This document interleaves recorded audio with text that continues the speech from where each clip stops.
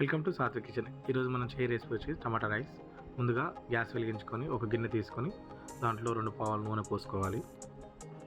ముందుగా ఎండుమిర్చి వేసుకొని కొద్దిగా తాలింపు గింజలు, మసాలాలు, బిర్యానీ ఆకు వేసుకొని త్వరగా ఫ్రై అయ్యేంత వేయించుకోవాలి. తర్వాతకి ఉల్లిగడ్డలు వేసుకొని కొద్దిగా పచ్చివాసన పోయేంత వరకు ఫ్రై చేసి పెట్టుకోవాలి. తర్వాత కరివేపాకు, పచ్చిమిర్చి వీటన్నిటిని వేసుకొని బాగా కలుపుకోవాలి. కలుపుకున్నాక 1 స్పూన్ పసుపు వేసుకొని మళ్ళీ కలుపుకోవాలి. 4 టమాటా ముక్కలు వేసుకొని బాగా కలుపుకోవాలి.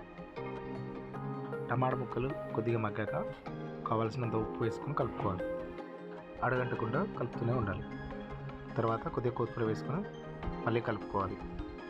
మనం ముందు సిద్ధం చేసి పెట్టుకున్న టమాటా ప్యూరీని వేసుకొని అడగంటకుండా మీడియం ఫ్లేమ్లో కలుపుతూనే ఉండాలి. మంటను చూసుకుంటూ అడగంటకుండా చూసుకోవాలి. ఇలా ఉడుకుతుండగా 1 స్పూన్ కారం వేసుకొని బాగా కలుపుకోవాలి. అడగంటకుండా కలుపుకుంటూ మిశ్రమంలో నీరంతా పోయి ఆయిల్ పైకి వచ్చేంత వరకు కలుపుతూనే ఉండాలి. చివరగా కొత్తిమీర వేసుకొని స్టవ్ ఆఫ్ చేసుకొని కొద్దిసేపు చల్లారంతా పక్క పెట్టుకోవాలి. ముందుగా ఉడకబెట్టి చల్లార్చిన అన్నంలో టమాటా మిశ్రమాన్ని వేసి వీడియోలో చూపించిన విధంగా చక్కగా కలుపుకోవాలి. ఇలా బాగా కలుపుకున్నాక రుచికి సరిపడే ఉప్పు సరిపోయేలా చూసుకుంటే మన వేడి tomato rice ready. Thank you for watching Satvik kitchen.